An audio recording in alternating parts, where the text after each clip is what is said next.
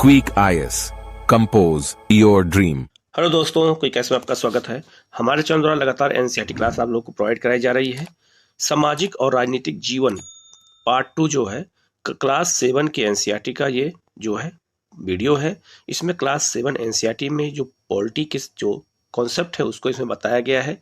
इस वीडियो को पूरा अंत तक देखिएगा, इससे बहुत सारे महत्वपूर्ण क्वेश्चन हैं, अच्छे से देखिएगा। और एनसीईआरटी बेस्ड क्वेश्चन बहुत ज़्यादा पूछे जाते हैं, तो हमें एनसीईआरटी को कवर करना बहुत जरूरी है। आप हमारे टेलीग्राम चैनल को ज्वाइन करना चाहते हैं, ज्वाइन कर सकते हैं। उसका लिंक वीडियो कमेंट में शेयर कर दूंगा, आप ज्वाइन कर सकते हैं वहाँ पर। और डेली वहाँ टेस्ट होता है, तो आप डेली टेस्ट भी दे सकते हैं। हम लोग शुरू करते हैं सीधे जो है लेसन की ओर।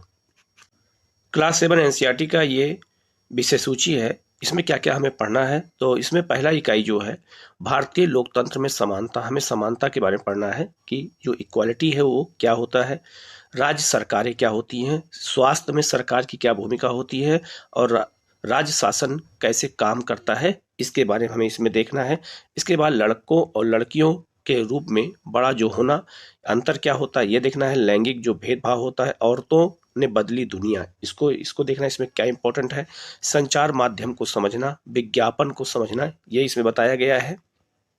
और जो है हमारे आसपास के बाजार क्या होते हैं, बाजार में एक कमीज, इसके बारे में अगर जो इंपॉर्टेंट होगा। और समानता के लिए जो संघर्ष हुआ है, इसको लेकर के देखना है। इसमें जो चैप्टर में जो महत्वपूर्ण चीजें हैं मैं सबको समझा दूंगा, बता दूंगा। जो इंपॉर्टेंट नहीं होगा उसको मैं आपको बता दूंगा कि इसको पढ़ने की जरूरत नहीं है। ठीक है, हम लोग शुरू करते हैं सीधे लेसन की ओर। पहला चैप्टर है लोकतंत्र में समानता की बात की गई है कि समानता लोकतंत्र में क्या होता है। और हमारे संविधान में समानता का जो प्रावधान किया गया वो मौलिक अधिकार में है। आर्टिकल 14 से लेकर के आर्टिकल 18 तक के बीच में टोटल 5 आर्टिकल ऐसे हैं जिसमें समानता की बात की गई है। तो समानता क्या होता है, कैसे होता है, और ये जो है हमारे लोकतंत्र, हमारे संविधान, हमारे देश के लिए इसका क्या इंपॉर्टेंस है, ये हमें देखना है। लेकिन हमारे देश में जो है विविधता बहुत अधिक है। विविधता अधिक होने के बावजूद भी हमारे देश में समानताएं हैं। सबको समान जीवन जीने का अधिकार दिया गया है, इसी को हमें समझना है, क्योंकि हमारे यहाँ असमानता बहुत ज़्यादा देखने को मिलती है। ठीक है, हमें इस चैप्टर में क्या पढ़ना है, तो यहाँ लिखा हुआ है भारत एक लोकतांत्रिक देश है। जैसे क्लास 6 में हमने जो है लोकतांत्रिक सरकार के बारे में पढ़ा है। ठीक है, जैसे लोगों की भागीदारी, संघर्षों का शांतिपूर्ण समाधान, समानता, न्याय। समानता लोकतंत्र की मुख्य विशेषता है और इसकी कार्यप्रणाली बहुत ही सभी पहलुओं पर प्रभावित करती है। मतलब कि कहना है समानता के बारे में जो यहाँ बताया गया था, ये उसी की एक कहानी है। आप लोग इस कहानी को यहाँ पे कोई एक घर की कहानी दी गई है कि एक, मैं पूरा बता देता हूँ उसमें क्या है। एक नौकर के साथ क्या व्यवहार किया जाता है, उसी के बारे में यहाँ बताया गया है कि नौकर जो होता है, जो घर की जो नौकरानी होती हैं, वो घर में काम करती हैं, सब कुछ करती हैं, लेकिन आपके साथ बैठ के खाना नहीं खा सकती हैं। आपका खाना ही बनाती हैं, आपका बर्तन भी साफ करती हैं, फिर भी जो है उनको वो समानता नहीं रहती है। कहीं ना कहीं उनके बीच में असमानता का दौर रहता है। तो ये कहानी उसमें बताई गई है, इसको आप लोग एक बार देख लीजिएगा। हम आते हैं, आप देखते हैं मताधिकार की समानता। हमारे देश में मताधिकार की समानता सबको दिया गया है, सबको समान मताधिकार दिया गया है कि कोई भी जो है वोट कर सकता है, किसी के साथ कोई भेदभाव नहीं किया जाएगा। कोई भी, चाहे वो जाति के आधार पे हो, धर्म के आधार पे हो, या फिर वंश के आधार पे, किसी भी आधार पे हो, उसके साथ किसी तरह का भेदभाव नहीं होगा। तो लिखा हुआ है, सबसे पहले यहाँ टॉपिक में है मताधिकार की समानता। और हमारे यहाँ वयस्क मताधिकार है, और जिसका उल्लेख 326 आर्टिकल में किया भी गया है। हमारे देश में जो सार्वभौमिक वयस्क मताधिकार जो होता है, ये जो है आर्टिकल 326 में इसका प्रावधान किया गया। आप इसको नोट कर लीजिएगा। ठीक है, यहाँ लिखा हुआ है कहानी का प्रारंभ कांता की ओर देने की लाइन में खड़े होने से है। ठीक है, कांता नाम की एक इसमें महिला है जो ओर देने के लिए लाइन में खड़ी है। पुनः उन विभिन्न लोगों की ओर देखो, ठीक है, जो लाइन में खड़े हैं। कांता अपने मालिक अशोक जैन को पहचान लेती है और अपने पड़ोसी छोटेलाल को भी। भारत जैसे एक लोकतांत्रिक देश में सब वयस्कों को मत देने का अधिकार है। इसका कहने का मतलब है कि एक पड़ोसी जो छोटा आदमी है वो भी वोट देने गया है, और जो उसके मालिक हैं वो भी वोट देने गए हैं। इसका मतलब चाहे कोई अमीर हो और चाहे कोई गरीब हो, वोट देने का अधिकार सबके पास है। उसने वही चीज को देखा। भारत जैसे एक लोकतांत्रिक देश में सब वयस्कों को मत देने का अधिकार है, चाहे उनका धर्म कोई भी हो, शिक्षा का स्तर या जात कुछ भी हो, वह गरीब हो या अमीर हो, इसे, जैसा कि आप पिछले कक्षा में पढ़ चुके हैं, कि सार्वभौमिक वयस्क मताधिकार कहा जाता है। तो याद रखना, हमारे देश में जो मत देने का अधिकार दिया गया, समानता है, तो ना तो अमीर गरीब के आधार पर अलग किया गया है, ना जो है जाति के आधार पर, ना शिक्षा के आधार पर, ना ही धर्म के आधार पर। यह नहीं कहा जा सकता कि तुम अशिक्षित हो, तुम वोट नहीं दे सकते हो, तुम्हारी निम्न जाति है, तुम वोट नहीं दे सकते हो, तुम गरीब हो, वोट नहीं दे सकते हो, तुम्हारा धर्म अलग है, तुम वोट नहीं दे सकते हो। ऐसा कोई प्रावधान हमारे संविधान में नहीं किया गया है। तो इस याद रखना, जब सबको वोट देने का अधिकार दिया जाए तो इस सार्वभौमिक वयस्क मताधिकार कहा जाता है। इस बात को याद रखना। आगे यहाँ लिखा हुआ है, और यह सभी लोकतंत्रों का आवश्यक पहलू होता है। सार्वभौमिक वयस्क मताधिकार का विचार समानता के विचार पर आधारित है। बिल्कुल आधारित है। क्यों? क्योंकि यहाँ सबको वोट देने का अधिकार दिया गया, तो ये समानता की ओर हमें इशारा कर रहा है। क्योंकि यह घोषित करता है कि देश का हर वयस्क स्त्री पुरुष, चाहे उसका कोई आर्थिक स्तर, जाति कुछ भी ना हो या ना हो, एक वोट का हकदार है। मतलब सबको एक वोट देने का अधिकार है। कांता वोट देने के लिए बहुत उत्सुक है और यह देखकर बहुत खुश है कि वह अन्य सबके बराबर है, क्योंकि उन सबके पास भी एक ही वोट है। तो मतलब यह है, चाहे कांता, चाहे वो गरीब हो और चाहे उसके मालिक अमीर हो या कोई भी हो, सबको वोट देने का बराबर अधिकार है और सबके पास वही एक वोट का मूल्य यहाँ पे दिया गया है। यहाँ लिखा हुआ है, परंतु जैसे जैसे दिन बीतता है, कांता के मन में समानता के वास्तविक अर्थ के बारे में शंका होने लगती है। क्या होती है? वह क्या बात है जिसने कांता के मन में शंका पैदा कर दी? आओ उनके जीवन की दिनचर्या देखें। वह एक झोपड़पट्टी में रहती है और उसके घर के पीछे एक नाला है। उसकी बेटी बीमार है, परंतु वह अपने काम से एक दिन भी छुट्टी नहीं ले सकती है, क्योंकि उसे अपने मालिक से बच्ची को डॉक्टर के पास ले जाने के लिए पैसे उधार लेने हैं। घरेलू काम की नौकरी उसे थका देती है और अंततः उसके दिन की समाप्ति फिर लंबी लाइन में खड़े होकर के होती है। सरकारी अस्पताल के सामने लगी एक लाइन उस लाइन में से भिन्न है जिसमें वह सुबह लगी थी, क्योंकि वो इस लाइन में खड़े अधिकांश लोग गरीब हैं। कहने का मतलब ये है, वोट देने का अधिकार में तो वहां सबका एक ही मूल्य था, सब जाके वहां वोट दे दिए, कोई अमीर गरीब नहीं था। यहाँ पर उसने देखा कि हम जो है काम करते हैं, अगर हम काम से छुट्टी नहीं ले सकते हैं और छुट्टी अगर लेते हैं तो हमारा पैसा कट जाएगा। दूसरा, हम जाके जब हॉस्पिटल में लाइन लगाएंगे तो वो मत देने वाली लाइन नहीं है, वहां पर अमीर गरीब का भेदभाव हो रहा है। अमीरों को जल्दी स्वास्थ्य सुविधाएं मिल जाती हैं। आज के युग में अमीरों को भगवान भी बड़ी जल्दी मिल जाते हैं, जाके लोग उनका दर्शन कर लेते हैं लाइन से अलग हटके, और गरीबों को जो है ऐसा नहीं होता है। तो कहने का मतलब यह है कि उसको ये दिखा कि हमारे आर्थिक क्रियाकलाप में जहां हम काम करते हैं वहां तो हमें असमानता देखने को मिल रही है, लेकिन हम वोट देने जब आए हैं राजनीतिक क्षेत्र में तो हमें असमानता का सामना नहीं करना पड़ा। ठीक है, तो कहीं ना कहीं हमें एक मैसेज दिया है, इसको हमें समझना होगा। लिखा है, आगे लिखा है कि अन्य प्रकार की असमानताएं। अन्य प्रकार की असमानताएं क्या होती हैं, तो इस चीज को हमें समझना है। तो यहाँ लिखा हुआ है, कांता उन बहुत से लोगों में से एक है जो भारतीय लोकतंत्र में रहते हैं और उन्हें मताधिकार प्राप्त है, लेकिन उनका दैनिक जीवन और कार्य करने की स्थितियां समानता से बहुत दूर हैं। निर्धन होने के अतिरिक्त भारत में लोगों को अन्य अनेक कारणों से भी असमानता का सामना करना पड़ता है। इसका आशय हम निम्नलिखित दो कहानियों को पढ़कर समझेंगे। ये दोनों ही वास्तविक घटनाओं पर आधारित है और भारत में होने वाली विभिन्न प्रकार की असमानताओं पर प्रकाश डालती हैं। क्या कहानियां हैं, हम लोग देखते हैं आगे। लिखा है, भारत में समानता पचित असमानताओं में से एक है जातिगत व्यवस्था। हमारे यहाँ जो जातिगत व्यवस्था है, इसने कहीं न कहीं असमानता को प्रकट बहुत ज्यादा किया है। यदि आप ग्रामीण भारत में रहते हैं तो जातिगत पहचान का अनुभव शायद बहुत छोटी आयु में ही हो जाता है। बिल्कुल हो जाता है। हमारे यहाँ जो है ये बहुत बड़ी समस्या है कि जो है जातिगत आधार व्यवस्था बचपन से ही लोगों को पता चल जाती है। यदि आप भारत के शहरी क्षेत्र में रहते हैं तो शायद यह सोचेंगे कि लोग वो अब जात पात पे विश्वास नहीं करते। कहने मतलब यह है कि गांव में लोग जाति पात को ज्यादा ध्यान देते हैं, लेकिन शहरों में अगर हम बात करें तो शहरों में लोग जाति पात की ओर ज्यादा ध्यान नहीं देते हैं। परंतु जरा एक प्रमुख समाचार पत्र के वैवाहिक विज्ञापन के कॉलम को देखिए तो आप पाएंगे कि उच्च शिक्षा प्राप्त शहरी भारतीयों के दिमाग में भी जाति कितनी महत्वपूर्ण है। कहने मतलब यह है कि विज्ञापन में जो वैवाहिक संबंधों के बारे में देते हैं, विवाह के लिए करते हैं, वहां भी जाति व्यवस्था को लेकर तो है, लेकिन जात की बात शहरों में लोग नहीं करते हैं, गांव में जात की बात ज्यादा करते हैं। ठीक है, आइए अब एक कहानी स्कूल जाने वाले एक दलित बच्चे के अनुभव के बारे में पढ़ें। ठीक है, यहां हमें समानता के बारे में और समझ में आएगा। दलितों के बारे में आप पहले ही पिछले कक्षा में पुस्तक में पढ़ चुके हैं, दलित एक ऐसा शब्द है जो निचली कही जाने वाली जाति के लोग स्वयं को संबोधित करने के लिए प्रयोग में लाते हैं। दलित का अर्थ होता है कुचला हुआ या टूटा हुआ। इस शब्द का इस्तेमाल करके दलित का संकेत करते हैं कि पहले उनके साथ बहुत भेदभाव होता था और आज भी हो रहा है, बिल्कुल हो रहा है। ठीक है।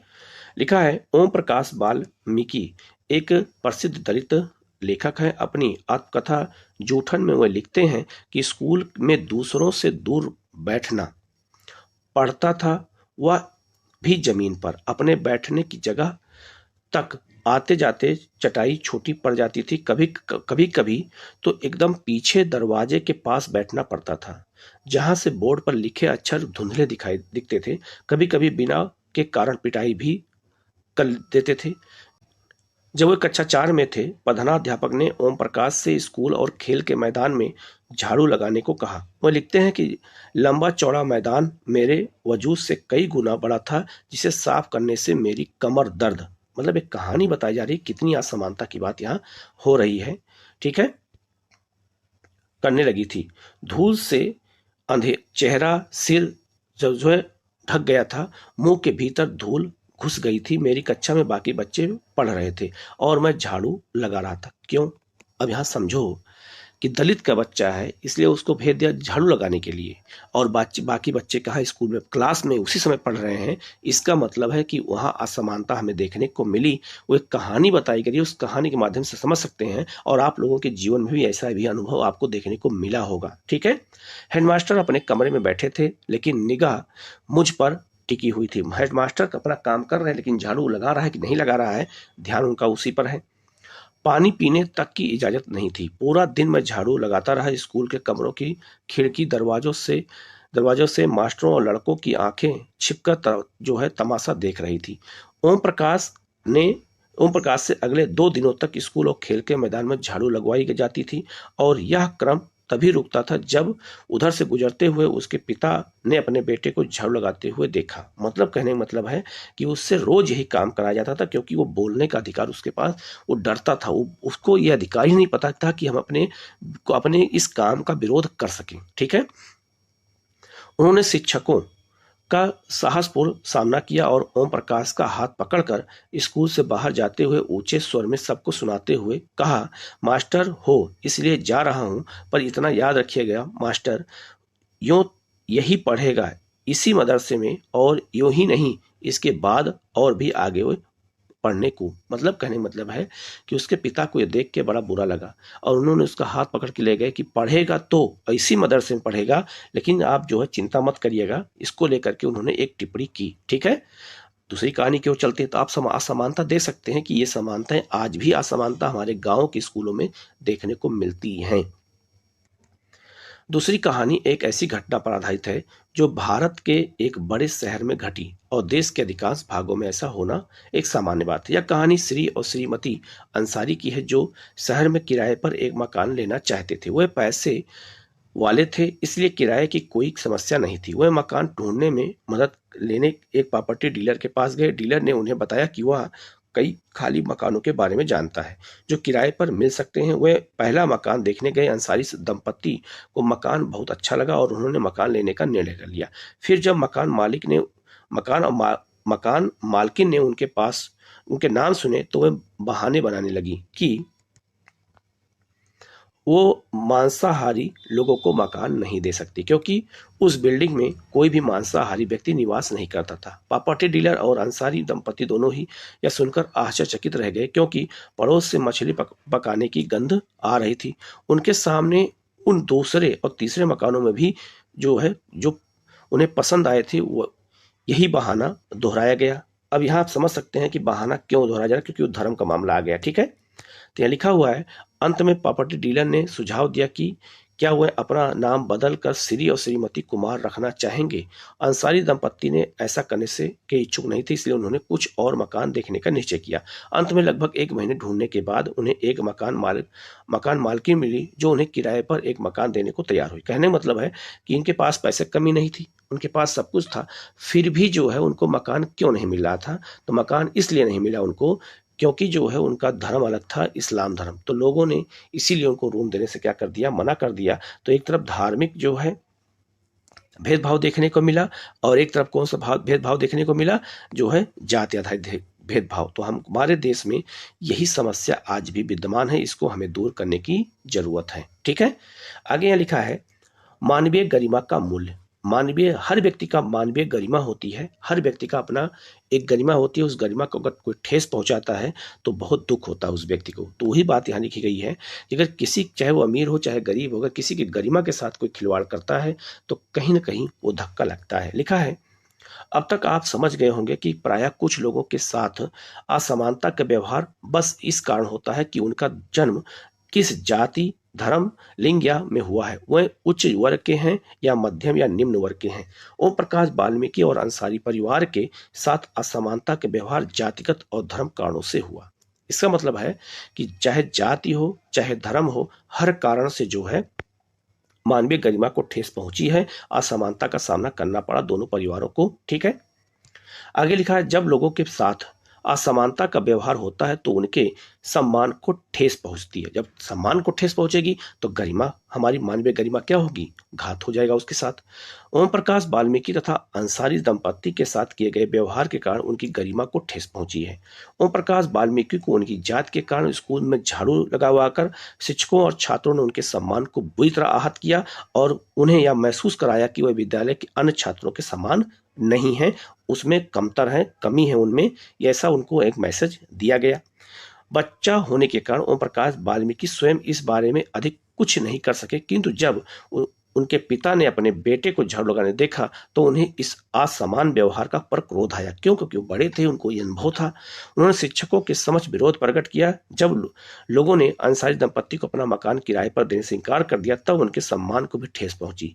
फिर भी जब प्रॉपर्टी डीलर ने उन्हें नाम बदलने का सुझाव दिया तब उनके आत्मविश्वास ने उन्हें ऐसा करने से रोक दिया और उन्होंने इस सुझाव पर को ठुकरा दिया। कहने का मतलब यह है कि हम एक मकान नहीं मिला तो अपने धर्म, अपने जाति, अपने संस्कृति के साथ कोई भेदभाव नहीं कर सकते हैं। आगे यहाँ लिखा है कि ओम प्रकाश और अंसारी दंपत्ति के साथ ऐसा व्यवहार नहीं होना चाहिए था।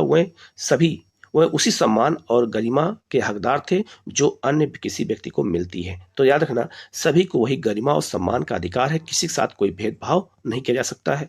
एक मूवी का यहाँ चित्र दिखाया गया है कि गरिमा क्या होती है। ये मूवी है अमिताभ बच्चन की और मूवी का नाम है जो है दीवार। आप इस मूवी को देखिएगा, इस सीन को जरूर जाके देखिएगा, यूट्यूब पर आपको मिल जाएगा। 1975 में बनी एक फिल्म थी दीवार। इसमें अमिताभ बच्चन का ये रोल, छोटा बच्चे का रोल उन्होंने किया, अमिताभ बच्चन का किया है इस बच्चे ने। ये दो गुंडे रहते हैं और आते हैं और उनसे जूता पॉलिश करवाते हैं अमिताभ बच्चन से। ठीक है, अमिताभ बच्चन ने उनका जूता पॉलिश किया दोनों का, और उसने क्या किया, गुंडा था, उसके पास पैसा था तो उसने पैसा फेंक दिया। पैसा जब फेंक दिया तो अमिताभ बच्चन ने कहा कि नहीं, मैं पैसा, फेंका हुआ पैसा नहीं लूंगा, हमने काम किया है, आपका जूता साफ किया, इसलिए वो पैसा उठा के हमें दोगे तभी मैं पैसा लूंगा, नहीं लूंगा। तो कहने का मतलब यह है कि उसने अपने गरिमा के साथ जो है ये मैसेज दिया गया फिल्म में, और इसीलिए साहित्य और फिल्में जो होती हैं वो समाज का दर्पण होते हैं। तो आप इस फिल्म के माध्यम से समझ सकते हैं कि हम अपने गरिमा के साथ कभी खिलवाड़ नहीं कर सकते हैं। अगर हमारे अंदर योग्यता है तो हम उस योग्यता के बल पे काम करेंगे, हम अपनी गरिमा के साथ किसी तरह खिलवाड़ नहीं करेंगे।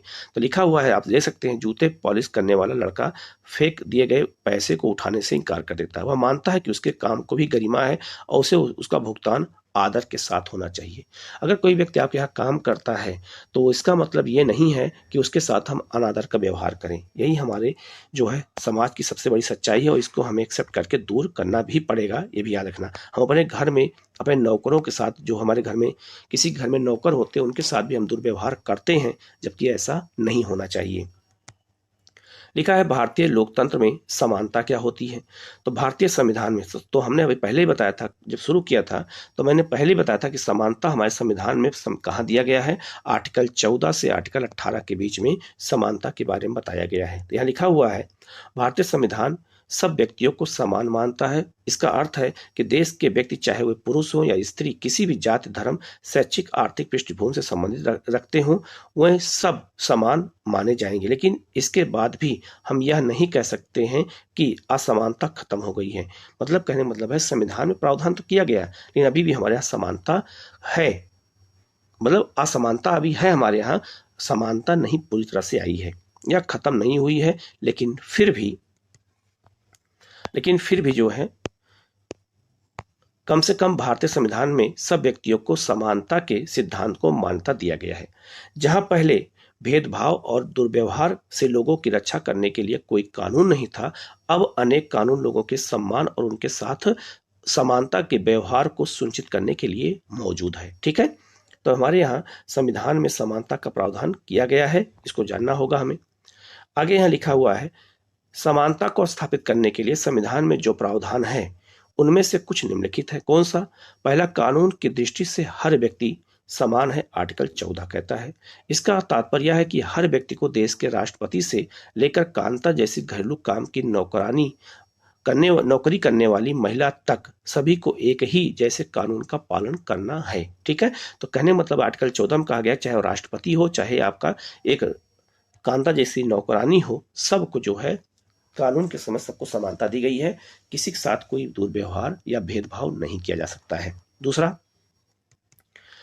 दूसरा है कि किसी भी, बहुत इंपॉर्टेंट चीज है ये, किसी भी व्यक्ति के साथ उसके धर्म, जाति, वंश, जन्म स्थान और उसके स्त्री या पुरुष होने अर्थात लिंग के आधार पर भेदभाव नहीं किया जा सकता है। कहने मतलब यह है, आर्टिकल 15 ये कहता है, चाहे किसी का धर्म हो, कोई जाति हो, कोई किसी भी वंश का हो, जन्म स्थान हो, यह नहीं कि हम दिल्ली में, हम यूपी बिहार में पैदा हुए तो हमें ज़्यादा अधिकार है, हम मणिपुर और नागालैंड में पैदा हुए तो हमें कम अधिकार है। ऐसा नहीं होना चाहिए। वो लिंग के आधार पर चाहे स्त्री हो चाहे पुरुष हो, सबको बराबर अधिकार आर्टिकल 15 देता है और इसको जो है महत्वपूर्ण माना गया है। तीसरा है कि हर व्यक्ति सार्वजनिक स्थानों पर काम पर जा सकता है, उसमें खेल के मैदान, होटल, दुकानें, बाजार आदि सम्मिलित है। आर्टिकल कहता है आपका 16, सब लोग सार्वजनिक कुओं, सड़कों, नहाने के घाटों का उपयोग कर सकते हैं और अस्पृश्यता का मूलन अर्थात आर्टिकल 17 कहा गया छुआछूत का अंत। ठीक है, तो इसका मतलब यह है कि हमारे यहाँ छोटी छोटी बातों को लेकर के जो असमानता है, उसी असमानता को दूर करने के लिए हमारे संविधान निर्माताओं ने इस प्रावधान को जोड़ा है, जो बहुत दूरदर्शी लोग थे। ठीक है, शासन ने संविधान द्वारा मान्य किए गए समानता के अधिकार को दो तरह से लागू किया। पहला कानून के द्वारा और दूसरा सरकार की योजनाओं द्वारा। कहने मतलब है कि समानता के अधिकार को दो तरह से लागू किया गया। पहला कानून के द्वारा और दूसरा सरकारी योजनाओं के कार्यक्रमों द्वारा, जो है सुविधाहीन समाजों की मदद करके किया गया। तो हमारे देश में समानता को लाने के लिए सरकार ने दो तरीका जो अपनाया है। कितनी इंपॉर्टेंट बात यहाँ कही गई है कि एक कानून के द्वारा और एक योजनाओं के द्वारा। अब आपके क्वेश्चन यहाँ गलत नहीं होंगे। आप यहाँ दे सकते हैं, यहाँ मिड डे मील के अंदर खाना दिया जाता है। ठीक है, भोजन परोसा जा रहा है, तो देखो सबको एक ही, सबकी थाली में और सबको एक साथ बैठ के खाना खिलाया जा रहा है। तो कहीं कहीं बच्चों को ये बताया जा रहा है कि सब एक हैं और चाहे किसी भी जाति धर्म के क्यों ना हो, सबको खाना खाने का अधिकार है। ठीक है, एक साथ में भारत में ऐसे अनेक कानून हैं जो व्यक्ति के समान व्यवहार प्राप्त करने के अधिकार की रक्षा करते हैं। कानून के साथ साथ सरकार ने उन समुदायों जिनके साथ सैकड़ों वर्षों तक असमानता का व्यवहार हुआ है, उनका जीवन सुधारने के लिए अनेक कार्यक्रम और योजनाएं लागू की हैं। ये योजनाएं यह सुनिश्चित करने के लिए चलाई गई हैं कि जिन लोगों को अतीत में अवसर नहीं मिले हैं, अब उन्हें अधिक अवसर प्राप्त हों। इसीलिए हमारे देश में आरक्षण का प्रावधान भी किया गया है। इस दिशा में सरकार द्वारा उठाया गया एक कदम है मध्याह्न भोजन योजना, मिड डे मील। इसका नाम प्रधानमंत्री पोषण योजना हो गया है। ये भी नोट कर लेना कि प्रधानमंत्री पोषण योजना पूछा जाएगा किसका नाम हो गया है, तो ये हो गया है ये मिड डे मील योजना का नाम यही हो गया है। ठीक है, तो सरकार की ये योजना जो है कौन सी है, मिड डे मील योजना। इस योजना के द्वारा सरकार ने असमानता को दूर करने का बहुत अच्छा काम किया है। लोगों को एक साथ बैठा कर खाना खिला रही है। ये सबसे बड़ी एक मैसेज सरकार ने दिया है। लिखा हुआ है, इस कार्यक्रम के अंतर्गत सभी सरकारी प्राथमिक स्कूलों के बच्चों को दोपहर का भोजन स्कूल द्वारा दिया जाता है। यह योजना भारत में सर्वप्रथम तमिलनाडु राज्य में प्रारंभ की गई और 2001 में उच्चतम न्यायालय ने सभी राज्य सरकारों को इसे अपने राज्यों में स्कूलों में 6 माह के अंदर आरंभ करने के निर्देश दिए थे। सुप्रीम कोर्ट ने दिया। ये योजना कब शुरू की गई थी? 1995 में शुरू की गई थी, लेकिन किसी ने लागू किया ही नहीं। ठीक है, तो सबसे पहली बार पूछा जाएगा कि मिड डे मील योजना किस राज्य में शुरू की गई थी? तो तमिलनाडु राज्य में शुरू की गई थी, ये बात याद रखना। ठीक है, आगे यहां दिया हुआ है, इस कार्यक्रम के काफी सकारात्मक प्रभाव हुए। उदाहरण के लिए दोपहर का भोजन मिलने के कारण गरीब बच्चों ने अधिक संख्या में स्कूल में प्रवेश लेना और नियमित रूप से स्कूल जाना शुरू कर दिया। मतलब रजिस्ट्रेशन बढ़ गया। क्यों? कि हमारे देश में बहुत सारे गांव गरीब हैं और लोग वहां गरीबी के कारण एक टाइम का भोजन नहीं पाते हैं, और कम से कम स्कूल में अगर भोजन मिल रहा है बच्चों को, तो क्यों बच्चे स्कूल ना जाएं। शिक्षक बताते हैं कि पहले पहले बच्चे खाना खाने घर जाते थे और फिर वापस स्कूल लौटकर आते ही नहीं थे। क्यों ऐसा? क्योंकि प्राइमरी स्कूल घर के बगल में ही होता था, इसलिए गांव जाते थे बच्चे और दोपहर के बाद आते ही नहीं थे। परंतु अब जब से स्कूल में मध्याह्न भोजन मिलने लगा है, उनकी उपस्थिति में सुधार आया है। वह माताएं जिन्हें पहले अपना काम छोड़कर दोपहर को बच्चों को खाना खिलाने घर आना पड़ता था, अब उन्हें ऐसा नहीं करना पड़ता, क्योंकि वो अपना खेतों में वो काम कर सकती हैं। इस कार्यक्रम से जातिगत पूर्वाग्रहों को कम करने में भी सहायता मिली, क्योंकि स्कूल में निम्न और उच्च जाति के बच्चे साथ साथ भोजन करते हैं, तो समानता भी दूर होने लगी। और कुछ स्थानों पर भोजन पकाने के लिए दलित महिलाओं को काम पर रखा गया। मध्याह्न भोजन कार्यक्रम ने निर्धन विद्यार्थियों को भूख मिटाने में भी सहायता की, जो प्रायः खाली पेट स्कूल आते थे और इस कारण पढ़ाई पर ध्यान नहीं दे पाते थे। कहीं न कहीं जो है ये बहुत अच्छा मैसेज है योजना के माध्यम से, कि लोगों को सही समय पे खाना बच्चों को मिल रहा है, उनका न्यूट्रिशन भी बढ़ रहा है। आगे लिखा हुआ है यहाँ, यद्यपि शासकीय कार्यक्रम अवसरों की समानता बढ़ाने में महत्वपूर्ण भूमिका निभा रहे हैं, किंतु अभी भी बहुत कुछ करने की आवश्यकता है। मध्याह्न भोजन कार्यक्रम ने निर्धन बच्चों का स्कूलों में प्रवेश और उनकी उपस्थिति जो बढ़ा दी थी, लेकिन फिर भी इस देश में वही स्कूल जहां अमीरों के बच्चे जाते हैं, उन स्कूलों से बहुत अलग है। ठीक है, आज भी ऐसा है। ठीक है, जहां पर गरीबों के बच्चे पढ़ते हैं। आज भी देश में कई स्कूल हैं जिनमें ओम प्रकाश वाल्मीकि जैसे दलित बच्चों के साथ भेदभाव और असमानता व्यवहार किया जाता है। इन बच्चों को ऐसी असमान स्थितियों में ढकेला जाता है जहां उनके सम्मान की रक्षा नहीं हो पाती है। ऐसा इसलिए क्योंकि कानून बन जाने के बाद भी लोग उन्हें समान समझने से इनकार कर देते हैं। आज भी हमारे यहाँ जो है कानून तो बना हुआ है, संविधान में प्रावधान भी है, लेकिन फिर भी असमानताएं हमारे यहाँ लोग कर रहे हैं। ठीक है, इसका मुख्य कारण यह है कि दृष्टिकोण में बहुत धीरे धीरे परिवर्तन आता है। किसी के दृष्टिकोण में परिवर्तन अचानक नहीं आता है, धीरे धीरे आता है। उस धीरे धीरे परिवर्तन को हमें चीजों को इसीलिए जो है बदलाव बहुत टाइम लगता है। यद्यपि लोग यह जानते हैं कि भेदभाव का व्यवहार कानून के विरुद्ध है, फिर भी वह जाति, धर्म, अपंगता मतलब विकलांगता, दिव्यांगता जिसे कहते हैं, आर्थिक स्थिति और महिला होने के आधार पर लोगों से असमानता का व्यवहार करते हैं। जाहिर सी बात है, आज भी करते हैं। वर्तमान दृष्टिकोण को बदलना तभी संभव है जब लोग यह विश्वास करने लगे कि कोई भी कमतर नहीं है और हर व्यक्ति सम्मानजनक व्यवहार का अधिकारी है। प्रजातांत्रिक समाज में समानता स्थापित करना एक सतत संघर्ष है, जिसमें व्यक्तियों और विभिन्न समाजों को सहयोग देना है। इस पुस्तक में आप इसके बारे में और भी अधिक पढ़ेंगे, आगे बताया जाएगा। ठीक है, यहाँ है एक आपका जो है दलितों के सबसे बड़े मसीहा जिसे हम कहते हैं, यह है आपके डॉक्टर भीमराव अंबेडकर जी। इन्होंने अपने जीवन में बहुत सारी असमानताओं को देखा और फिर उस असमानताओं के आधार पर समानता लाने का प्रयास भी किया है। तो लिखा हुआ है, अपने आत्मसम्मान को दांव पर लगाकर जीवित रहना अशोभनीय है। ये किसने कहा है? तो ये कहा है आपका अंबेडकर जी ने।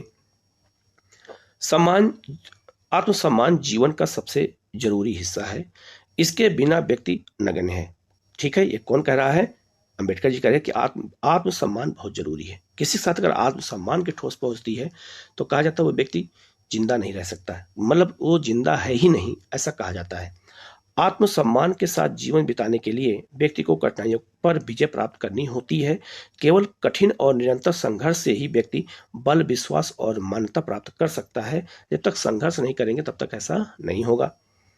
मनुष्य नाशवान है, हर व्यक्ति को किसी न किसी दिन मरना है, परंतु व्यक्ति को यह संकल्प लेना चाहिए कि वह अपने जीवन का बलिदान आत्मसम्मान के उच्च आदर्शों को विकसित करने और अपने मानव जीवन को बेहतर बनाने में करेगा। किसी साहसी व्यक्ति के लिए आत्मसम्मान रहित जीवन जीने में अधिक अशोभनीय और कुछ भी नहीं है। ये डॉक्टर भीमराव अंबेडकर का कथन है, ये हमें समझना भी होगा। ठीक है, आगे बढ़ते हैं। अन्य लोकतंत्रों में समानता के मुद्दे। ठीक है, ये क्या है? शायद आप सोच रहे होंगे कि ऐसा भारतीय लोकतंत्र ही ऐसा है जहां असमानता का अस्तित्व है और जहां समानता के लिए संघर्ष जारी है। ऐसा सोचा होगा, लेकिन नहीं, दुनिया में बहुत जगह असमानता है। कहाँ है?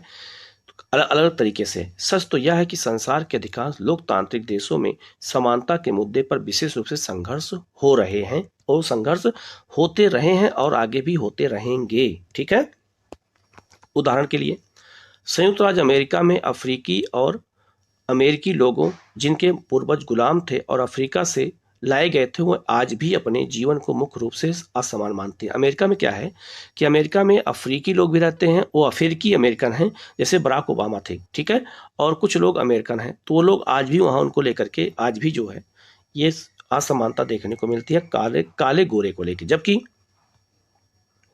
आगे 1950 के अंतिम दशक में अफ्रीकी अमेरिकनों को समान अधिकार दिलाने के लिए आंदोलन हुआ।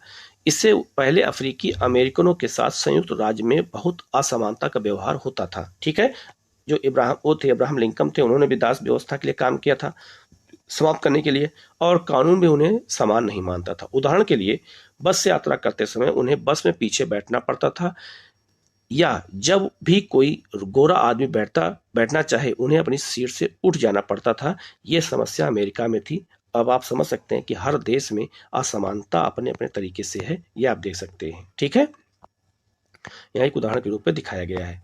आगे लिखा है यहाँ, रोजा पार्क्स एक अफ्रीकी अमेरिकी महिला थी। 1 दिसंबर 1955 को दिन भर काम करके थक जाने के बाद बस में उन्होंने अपनी सीट एक गोरे व्यक्ति को देने से मना कर दिया। उस दिन उनके इनकार से अफ्रीकी अमेरिकों के एक साथ असमानता को लेकर एक विशाल आंदोलन प्रारंभ हो गया, जो नागरिक अधिकार आंदोलन सिविल राइट्स मूवमेंट कहलाया। ये मूवमेंट कब कहलाया? तो ये बहुत महत्वपूर्ण 1955 का ये उसी का दृश्य है कि उन्होंने जो है, इस फोटो में देख सकते हैं, उन्होंने सीट देने से इनकार कर दिया और इसके बाद पूरे अमेरिका में आंदोलन हुआ और यह कानून को पास करना पड़ा। ठीक है, 1964 में नागरिक अधिकार अधिनियम ने नस्ल, धर्म, राष्ट्रीय मूल के आधार पर भेदभाव को निषेध कर दिया। इसने यह भी कहा कि अफ्रीकी अमेरिकी बच्चों के लिए सब स्कूलों के दरवाजे खोले जाएंगे। ये अमेरिका में ऐसा हुआ है। उन्हें उन अलग स्कूलों में नहीं रह जाना पड़ेगा जो विशेष रूप से केवल उन्हीं के लिए खोले गए थे। इतना होने के बावजूद भी अधिकांश अफ्रीकी अमेरिकन गरीब हैं। आज भी अमेरिका में जो अगर गरीब है तो अफ्रीकी अमेरिकी गरीब है। ठीक है, जो काले लोग हैं। अधिकतर अफ्रीकी अमेरिकन बच्चे केवल ऐसे सरकारी स्कूलों में प्रवेश लेने के ही असमर्थ रखते हैं जहां कम सुविधाएं हैं और कम योग्यता वाले शिक्षक हैं, जबकि गोरे विद्यार्थी निजी स्कूलों में जाते हैं या उन क्षेत्रों में रहते हैं जहां की सरकारी स्कूलों का स्तर निजी स्कूलों जैसा ही ऊंचा है। तो कहने का मतलब यह है कि अमेरिका जैसे देशों में भी आजकल असमानता देखने को मिलती है। यहाँ लिखा है संविधान, भारत के संविधान के अनुच्छेद 15 के अंश यहाँ दिया गया है। तो 15 में धर्म, मूल वंश, जाति, लिंग और जन्म स्थान 1, 2, 3, 4, 5 इन 5 आधारों पर भेदभाव नहीं होगा। ये 5 चीज आप याद रखिएगा। ये पूछा जाता है एग्जाम में कि इनमें से कौन सा है, कौन सा नहीं है। तो धर्म, मूल वंश, जाति, लिंग और जन्म स्थान, इन इतने आधार पर 15 में भेदभाव नहीं किया जाएगा। ठीक है, पहला क्या कह रहा है? 15(1) कहता है कि राज्य किसी नागरिक के विरुद्ध केवल धर्म, मूल वंश, जाति, लिंग, जन्म स्थान या इनमें से किसी के आधार पर कोई भेदभाव नहीं करेगा।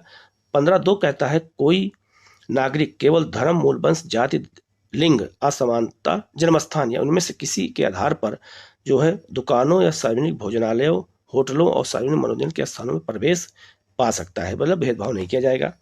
दूसरा कहता है पूर्णतः या भागत मतलब कम राज्य निधि से पोषित या साधारण जनता के प्रयोग के लिए समर्पित कुओं, तालाबों, स्नानाघाटों, सड़कों और सार्वजनिक जो है समागम के स्थानों का उपयोग कर सकेगा। कोई भेदभाव नहीं किया जाएगा। ये बहुत बड़ी इंपॉर्टेंट बात 15 में कही गई है। ठीक है, लोकतंत्र की चुनौती क्या है?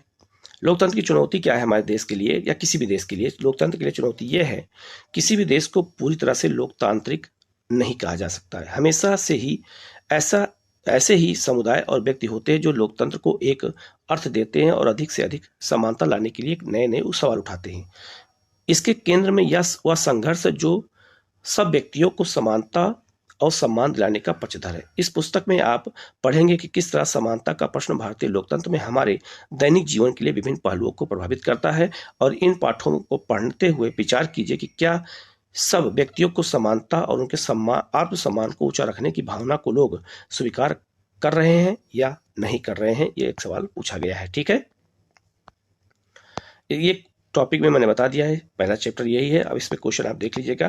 तो पहले चैप्टर में क्या क्या चीजें थी मैंने बता दिया। यहाँ कुछ शब्द दिए गए हैं, जैसे पहला लिखा है सार्वभौमिक वयस्क मताधिकार। तो जो 18 वर्ष या उससे अधिक आयु का व्यक्ति है जो वोट देता है उसी को हम सार्वभौमिक वयस्क मताधिकार कहते हैं। गरिमा का तात्पर्य अपने आप को दूसरे व्यक्ति को सम्मान योग्य समझने से है, गरिमा होता है। संविधान क्या होता है? वह दस्तावेज है जिसमें जनता, सरकार और उनका पालन और नियमों का अधिनियमों के रूप दिया गया है। नागरिक अधिकार आंदोलन जो था ये अमेरिका में हुआ था 1950 के दशक में, और वहां पर नस्लीय भेदभाव को समाप्त करने के लिए ये कानून लाया गया था। तो इसी के बारे में यहाँ बताया गया है। ठीक है, हम लोग बढ़ते हैं नेक्स्ट चैप्टर की ओर। दूसरा चैप्टर है राज्य सरकार। राज्य सरकार कैसे काम करती है इसके बारे में दिया गया है। और ये दूसरा जो अध्याय है इसमें स्वास्थ्य में सरकार की क्या भूमिका होती है।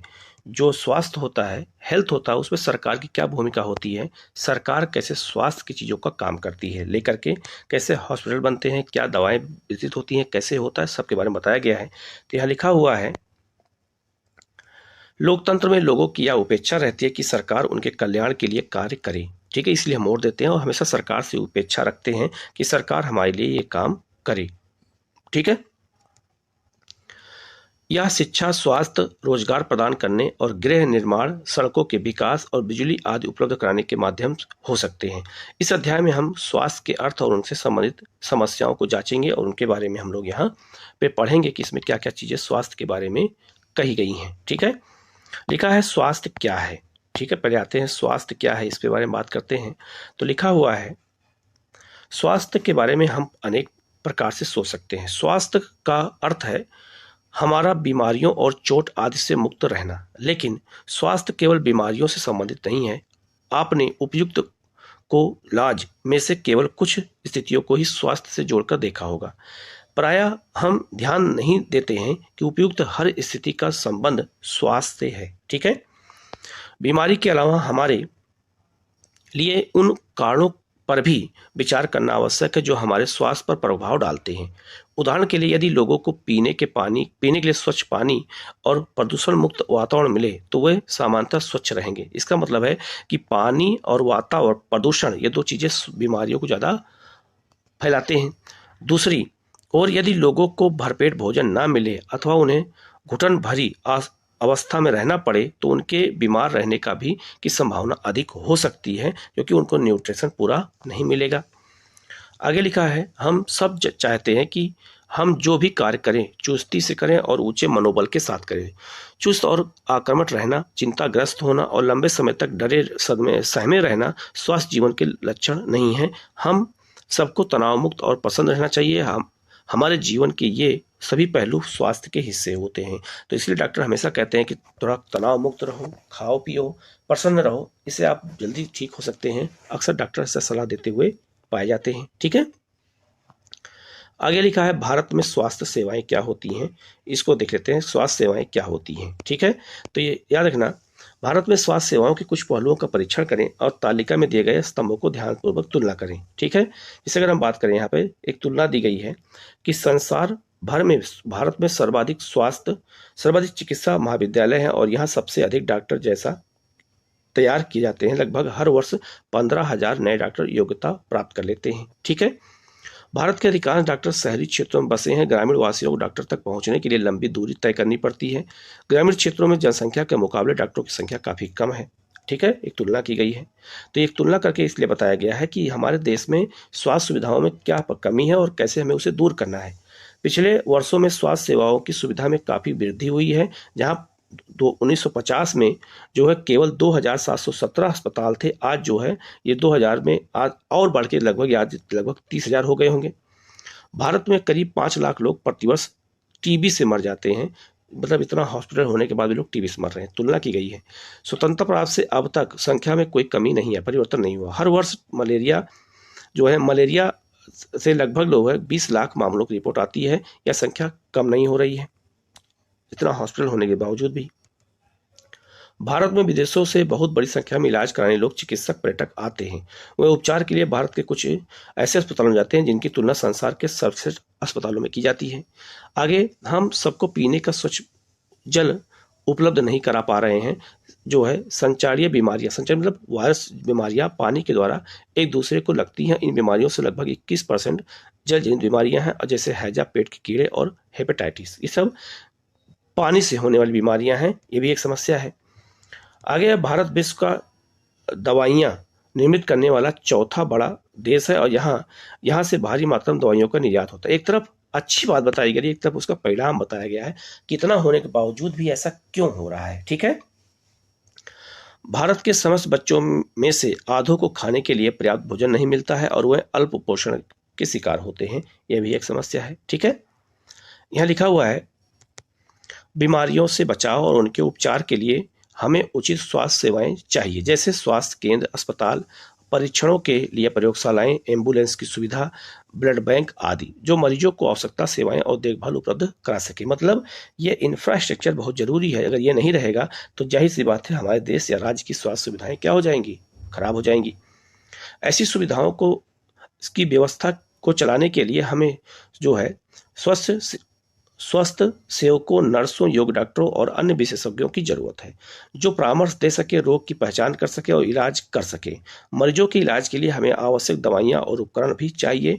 जब हम बीमार होते हैं तो अपने इलाज के लिए हमें इन सुविधाओं की जरूरत पड़ती है। तो ये हमारा इंफ्रास्ट्रक्चर है, इसलिए इसका होना बहुत जरूरी है। ठीक है, आगे यहाँ लिखा हुआ है, मतलब भारत में इतने डॉक्टर सब कुछ है, इसके बावजूद भी हमारे यहाँ कमी है। तो कहीं न कहीं क्या कमियां हैं उसी के बारे में यहाँ बताया गया है। लिखा है, भारत में बड़ी संख्या में डॉक्टरों, दवाखानों और अस्पताल हैं। देश में सार्वजनिक मतलब होता है सरकारी हॉस्पिटल। ठीक है, सार्वजनिक स्वास्थ्य सेवाओं को चलाने का पर्याप्त अनुभव और ज्ञान भी उपलब्ध है। ये ऐसे चिकित्सालय और स्वास्थ्य केंद्र हैं जिन्हें सरकार चलाती है। सरकार अपनी जनसंख्या के एक बड़े भाग की देखभाल करने में समर्थ है, जो सैकड़ों और हजारों गांवों में फैली हुई है।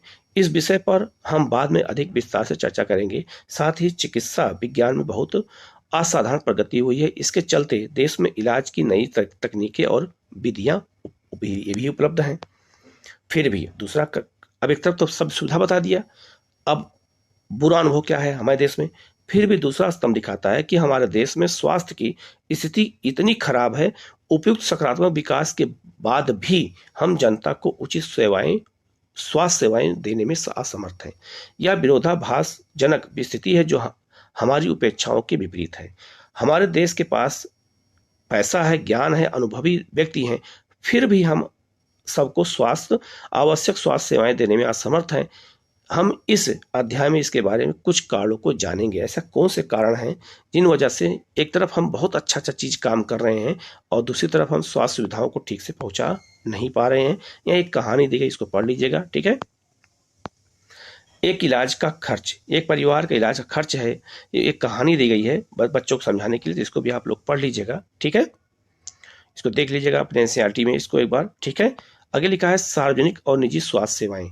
सार्वजनिक मतलब हो गया सरकारी और निजी का मतलब हो गया जो निजी हॉस्पिटल खुलते हैं उनके लिए। तो भारत में सार्वजनिक और निजी स्वास्थ्य सुविधाएं दोनों हैं। ठीक है, सार्वजनिक स्वास्थ्य सेवाएं और निजी स्वास्थ्य सेवाओं के बारे में अगर हम पढ़ें तो सबसे पहले सार्वजनिक स्वास्थ्य सेवाओं के चले सरकारी हॉस्पिटल में। तो लिखा हुआ है, तुलना की गई है, सार्वजनिक स्वास्थ्य सेवा स्वास्थ्य केंद्रों और अस्पतालों की एक श्रृंखला है जो सरकार द्वारा चलाई जाती है। ये केंद्र व अस्पताल आपस में जुड़े होते हैं, जिससे ये शहरी और ग्रामीण दोनों क्षेत्रों को सुविधाएं प्रदान करते हैं और सभी बीमारियों, साधारण से लेकर के विशेष देखभाल की जरूरत पड़ने वाली बीमारियों का इलाज प्रदान करते हैं। ग्राम के स्तर पर एक स्वास्थ्य केंद्र होता है जहां प्रायः एक नर्स और एक ग्राम स्वास्थ्य सेवक रहता है। मतलब यह है, गांव के स्तर पर प्राथमिक स्वास्थ्य केंद्र होते हैं, ऐसी सुविधा की गई है। इन्हें सामान्य बीमारियों के इलाज के लिए प्रशिक्षण दिया जाता है और वे प्राथमिक स्वास्थ्य केंद्र के डॉक्टरों की देखरेख में कार्य करते हैं। ग्रामीण क्षेत्रों में ऐसा केंद्र कई गांवों की जरूरत को पूरा करता है। जिला स्तर पर जिला अस्पताल होता है जो इन सभी स्वास्थ्य केंद्रों की देखभाल करता है। बड़े शहरों में कई सरकारी अस्पताल होते हैं, जैसे एक एक वह था जिनमें अमन को ले जाया गया था, मतलब कहने मतलब उसे जो कहानी बताया गया था। ठीक है, तो हमारे गांव में एक ग्रामीण स्वास्थ्य केंद्र होता है, एक जो है जिसे हम प्राथमिक स्वास्थ्य केंद्र कहते हैं, और एक जिला स्तर पर जिला अस्पताल होता है। याद रखना, ये सब जिलों में ऐसा होता भी है। आगे यहाँ लिखा है, इस स्वास्थ्य सेवाओं को कई कारणों से सार्वजनिक कहा जाता है। सरकार ने सभी नागरिकों को स्वास्थ्य सेवाएं प्रदान करने की वचनबद्धता पूरा करने के लिए यह अस्पताल और स्वास्थ्य केंद्र स्थापित किए हैं। इन सेवाओं को चलाने के लिए धन उस पैसे से आता है जो लोग सरकार को टैक्स देते हैं। कहने मतलब है कि सरकार को स्वास्थ्य सेवाएं प्रदान करना अधिकार है। दूसरा ये कि जो ये क्या कहते हैं, टैक्स है, पैसा कहाँ से लाती है, जो टैक्स लोग देते हैं उसी से ये पैसा आता है। इसीलिए ये सुविधाएं सबके लिए हैं। सार्वजनिक स्वास्थ्य व्यवस्था का एक महत्वपूर्ण पहलू यह है कि इसका उद्देश्य अच्छी स्वास्थ्य सेवाएं निःशुल्क या बहुत कम कीमत पर देना है, जिससे गरीब लोग भी इलाज करा सके। स्वास्थ्य सेवाओं का अन्य महत्वपूर्ण कार्य है बीमारियों जैसे टीबी, मलेरिया, पीलिया, दस्त लगना, हैजा, चिकनगुनिया आदि को फैलने से रोकना है। तो ये याद रखना, ये भी एक काम है सरकार का कि ये भी जो है होना चाहिए। इसकी व्यवस्था सरकार को लोगों के सहयोग से करनी चाहिए, अन्यथा यह असफल हो जाएगी। उदाहरण के लिए मच्छरों को पैदा होने से रोकने के अभियान को सफल बनाने के लिए यह सुनिश्चित करना पड़ेगा कि क्षेत्र के सभी लोग अपनी कूलरों और घर की छतों के पानी को एकत्र न होने दें, जिससे मलेरिया, डेंगू के मच्छर न पनप पाएं। ये हमें मिल के काम करना पड़ेगा सरकार के साथ। ठीक है, आगे लिखा है, हमारे संविधान के अनुसार लोगों के हित को सुनिश्चित करना और सबको स्वास्थ्य सुविधाएं प्रदान करना सरकार का प्राथमिक कर्तव्य है और यह मौलिक अधिकार भी है आर्टिकल 21 के अनुसार। ठीक है, सरकार को हर व्यक्ति के जीवन के अधिकार की रक्षा करनी चाहिए। अदालत ने कहा है कि हाफिज शेख को जिन कठिनाइयों से गुजरना पड़ा, एक कहानी जो दी गई थी उसी के बारे में बताया गया। ठीक है, अदालत के बारे में वो जो निर्णय दिया गया था उसी के बारे में बताया गया, तो यह बहुत इंपॉर्टेंट नहीं है। ठीक है, इसको देख लेना एक बार। ठीक है, अब निजी स्वास्थ्य सुविधाओं से पहले एक चीज हम यहाँ देख लेते हैं कि हम सरकार को टैक्स क्यों देते हैं। यहाँ लिखा है, हमें सरकार को कर क्यों देना चाहिए। हमें सरकार को कर क्यों देना चाहिए, लिखा है, सरकार कर से प्राप्त धन का उपयोग विभिन्न प्रकार की सार्वजनिक सेवाओं को मुहैया कराने में खर्च करती है, जिससे सभी नागरिकों को फायदा होता है। प्रतिरक्षा मतलब सेना, पुलिस, न्यायिक व्यवस्था, राजमार्ग इत्यादि कुछ सेवाओं से सभी नागरिकों को लाभ होता है, अन्यथा इन सेवाओं की व्यवस्था स्वयं नागरिक नहीं कर सकते। इतनी बड़ी सुविधाएं हैं कि नागरिक नहीं कर सकते हैं तो सरकार कर सकती है। सरकार को टैक्स जरूरी है देना।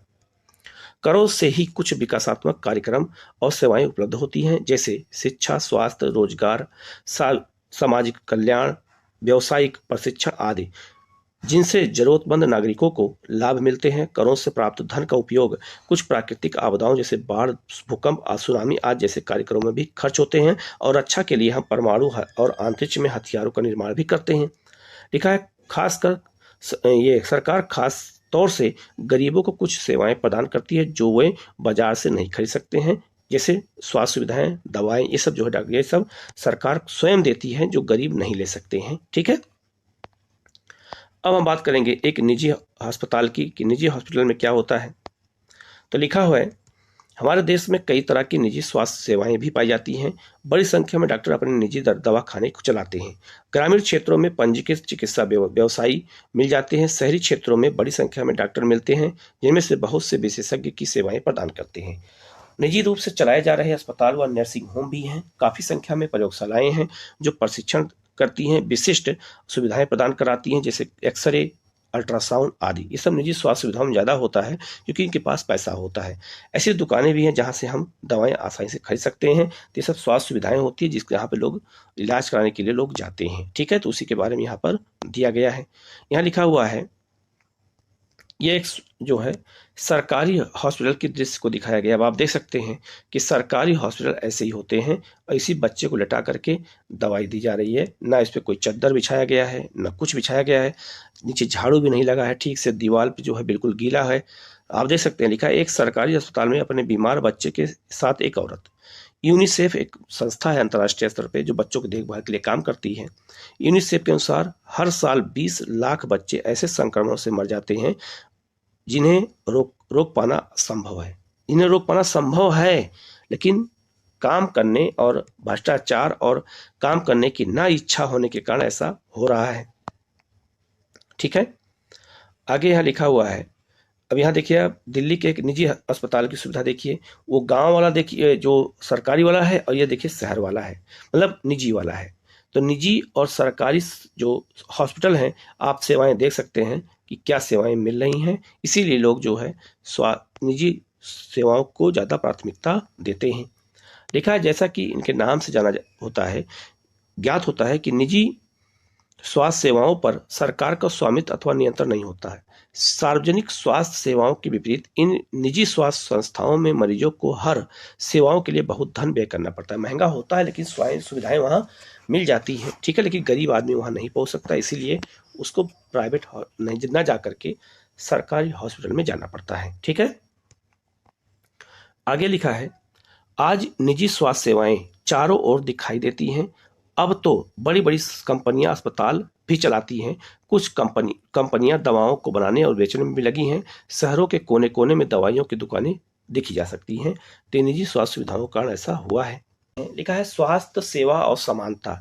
क्या आपके लिए पर्याप्त स्वास्थ्य सेवाएं उपलब्ध हैं?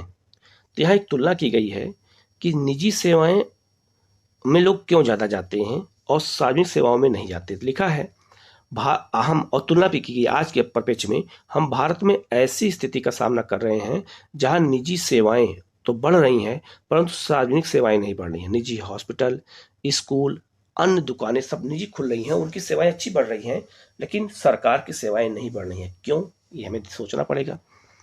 ऐसी दशा में लोगों में को मुख्यतया निजी सेवाएं ही उपलब्ध हो पाती हैं।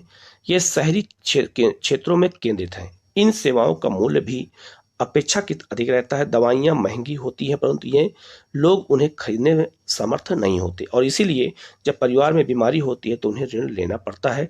तो लोग जब बीमार होते हैं, इसलिए लोग गांव में गरीब ज़्यादा हो जाते हैं, क्योंकि उनको ऋण लेना पड़ता है। लिखा है आगे, कुछ निजी सेवाएं अधिक कमाने के लिए पर्याप्त ऐसे कार्यों को प्रोत्साहित करती है जो सही नहीं है। कई बार सबसे सस्ते तरीके उपलब्ध होने पर भी उनके प्रयोग नहीं किए जा सकते हैं। उदाहरण के लिए प्रायः देखा जाता है कि कुछ चिकित्सक जरूरत से ज़्यादा दवाइयाँ, इंजेक्शन या सलाइन आदि की सलाह देते हैं, जबकि साधारण इलाज भी पर्याप्त हो सकता है। ये भी एक समस्या हमारे जो है गांव में, हमारे समाज में देखने को मिलती है। यहाँ लिखा हुआ है, भारतीय जो है आयु विज्ञान परिषद का आयु विज्ञान नैतिक संहिता कहता है, जहां तक संभव हो प्रत्येक चिकित्सक को औषधियों के जेनेरिक नाम ही उपचार में पर्ची में लिखने चाहिए और सुनिश्चित करना चाहिए कि यह युक्त और उपयुक्त रूप से हो। मतलब यह है कि अन्यथा कोई दवा नहीं लिखनी चाहिए, जो उपलब्ध हो उसी दवा को इलाज करने के लिए देना चाहिए। ठीक है, यहाँ देखिए एक महिला है, अब आप देख सकते हैं यहाँ दो चीजें तुलना की गई है। देखिए कितने दो चीजों को बहुत अच्छे से तुलना की गई है। ये गर्भवती महिला है और ये जो है डॉक्टर नहीं है, और डॉक्टर बहुत दूर होंगे, तो पैदल जा रही है। अब आप समझ सकते हैं कि कितना इसके ऊपर नुकसानदायक है। बैठ भी नहीं सकती है साइकिल पे, पैदल जा रही इलाज कराने के लिए। दूसरी तरफ जो है ग्रामीण इलाकों में अक्सर एक ही जीप ही मरीजों के लिए चलने फिरने, दवा खाने के लिए काम करती है। अब देखो, एक ही जीप में सब कुछ है और यहाँ लोग गरीब लोग खड़े हैं, उनको दवाओं का वितरण किया जा रहा है। मतलब ये असुविधा हमारे देश में देखने जो मिलती है ना, ये सबसे बड़ी दयनीय स्थिति है। हम लाखों रुपए अलग अलग चीज़ों पे खर्च कर देते हैं, लेकिन हम स्वास्थ्य के क्षेत्र में हम बिल्कुल नहीं खर्च करते हैं। जो मूलभूत चीज़ें हैं, हम शिक्षा पे बिल्कुल नहीं खर्च करते हैं, खर्च करना चाहते हैं, जो हमारे जीवन की मूलभूत चीज़ें हैं। इस चीज़ को हमें सरकारों से को जवाब देने ही बनाना पड़ेगा कि नहीं, हमें सबसे अधिक पैसा स्वास्थ्य पे खर्च होना चाहिए, शिक्षा पे। इनकी इस महिला की क्या गलती, जरा बताइए, इस महिला की क्या गलती है कि जो है इसको पैदल जाना पड़ रहा है? तो इसका मतलब है कि सरकार चीजों को देने में असमर्थ है। हमें इस चीज को समझना होगा। आगे लिखा है, तथ्य यह है कि जनसंख्या के 20% लोग ही बीमारी के दौरान आवश्यक दवाइयों को खरीदने में समर्थ हैं। ये बहुत महत्वपूर्ण बात कही गई है। ठीक है, वह लोग भी जिन्हें हम गरीब नहीं समझते हैं, दवा संबंधी खर्चों को उठाने में कठिनाइयों का सामना अनुभव करते हैं। एक अध्ययन में यह पाया गया है कि जो लोग अस्पताल में किसी बीमारी या चोट लगने के कारण भर्ती होते हैं, उनमें से 40% लोग पर्ची का भुगतान करने के लिए पैसे उधार लेते हैं या अपनी कुछ संपत्ति बेचते हैं। ये बहुत बड़ी समस्या देश में है। इसीलिए लोग इलाज नहीं करा पाते हैं समय से और मर भी जाते हैं, क्योंकि उनके पास पैसा ही नहीं होता है, और होगा तो ऋण लेना पड़ेगा। गरीब लोगों के लिए परिवार में हर बीमारी चिंता और मुसीबत का कारण बन जाती है। इससे भी बड़ी बात यह है कि ऐसी स्थिति बार बार आती है। गरीब लोग पहले ही पोषण की कमी का शिकार होते हैं। एक तो पहले से उनके पास पोषण की कमी होती है, और दूसरा ये परिवार उतना भोजन नहीं खाते जितना उन्हें खाना चाहिए। उन्हें जीवन की मूलभूत आवश्यकताएं जैसे पीने का पानी, घर के लिए पर्याप्त जगह, साफ वातावरण का उपलब्ध नहीं हो पाता है, और इसीलिए उनके बीमार पड़ने की संभावना अधिक रहती है। बीमारी पर होने वाले खर्च में उनकी हालत और भी खराब हो जाती है। कितनी इंपॉर्टेंट बात यहाँ की गई है। ये सब समस्याएं हमें देखने को मिलती हैं, और ये बहुत आम चीजें हैं, और हमें लगता है कि हर समाज में ये समस्या देखने को मिलती है। कभी कभी केवल पैसा ही लोगों के बेहतर इलाज में बाधक नहीं होता है। उदाहरण के लिए, महिलाओं को तुरंत इलाज के लिए डॉक्टर के पास नहीं ले जाया जाता है। कई आदिवासी क्षेत्रों में स्वास्थ्य केंद्र कम है और वह भी अच्छी तरह नहीं चलाए जाते हैं। वहाँ निजी स्वास्थ्य सेवाएं भी उपलब्ध नहीं हैं। ये भी एक समस्या हमें देखने को मिलती है। आगे लिखा है, क्या किया जा सकता है। इसमें कोई संदेह नहीं है कि हमारे देश में लोगों के स्वास्थ्य की दशा अच्छी नहीं है। यह सरकार का उत्तरदायित्व है कि वह अपने सब नागरिकों को, विशेषकर गरीबों, सुविधाहीनों को गुणवत्तापूर्ण स्वास्थ्य सुविधाएं प्रदान करें।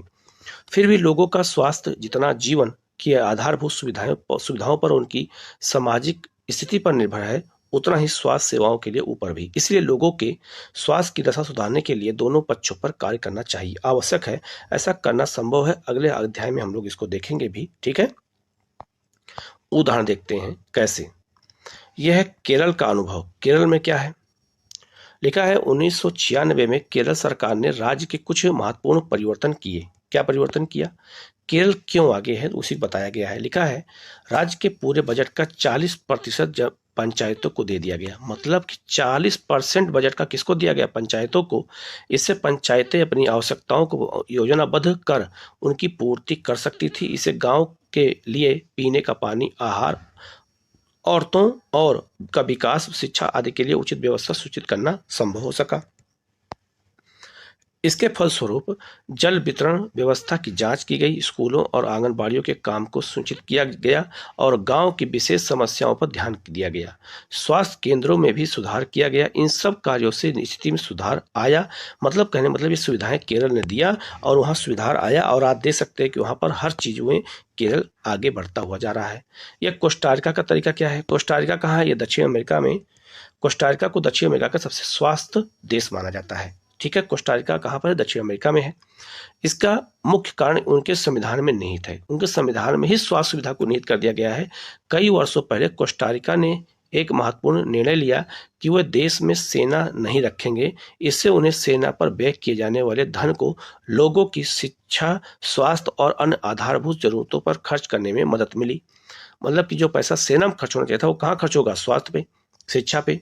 कोस्टारिका की सरकार मानती है कि देश के विकास के लिए देश का स्वस्थ होना जरूरी है, और इसीलिए अपने देशवासियों के स्वास्थ्य पर बहुत ध्यान देती है। कोस्टारिका की सरकार अपने सभी निवासियों को स्वास्थ्य के लिए आधारभूत सेवाएं और सुविधाएं देती हैं, जैसे पीने का शुद्धचित पानी, सफाई, पोषण, आवास। स्वास्थ्य की शिक्षा को बहुत महत्वपूर्ण माना जाता है और सभी स्तरों पर स्वास्थ्य संबंधी ज्ञान शिक्षा का एक जरूरी भाग के रूप में शामिल भी कर लिया गया है। ये बहुत महत्वपूर्ण है। इसको हमें समझना होगा कि इस देश ने सेना को हटा करके किसको रख दिया, तो शिक्षा, स्वास्थ्य पे खर्च करना शुरू कर दिया। तो इस चैप्टर में मैंने जो था मैंने बता दिया है।